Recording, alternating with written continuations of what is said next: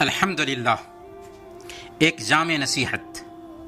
امام ذہبی رحمۃ اللہ علیہ نے سیر اعلام النبلاء میں لکھا ہے کہ حضرت ابن عمر رضی اللہ عنہما کو ایک آدمی نے لکھا کہ پورا علم مجھے لکھ کر بھیج دیجیے۔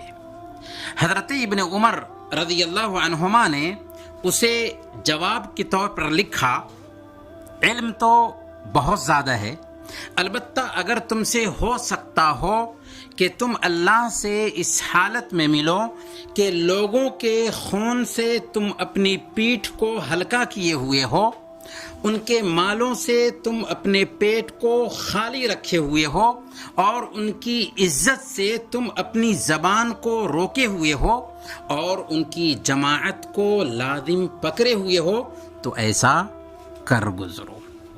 سبحان اللہ۔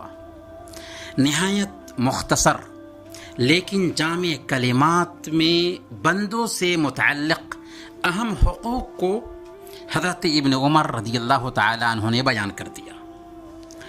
جن حقوق میں سب سے زیادہ کوتاہی پائی جاتی ہے، علم وہ ہے جو عمل میں ڈھل جائے۔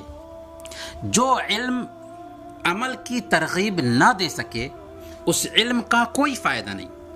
چنانچہ حضرت ابن عمر رضی اللہ عنہما نے علم کا خلاصہ بیان کرتے ہوئے یہ کہا کہ اگر تم اللہ سے اس حالت میں ملو کہ تمہارے دامن پر کسی کے خون کا دھبا نہ ہو، حرام مال سے تمہارا پیٹ خالی ہو، اپنی زبان سے دوسروں کی عزت کو داغدار نہ کی ہو، اور مسلمانوں کی جماعت سے جڑے رہے ہو، تو سمجھ لو کہ تم نے سارا علم حاصل کر لیا۔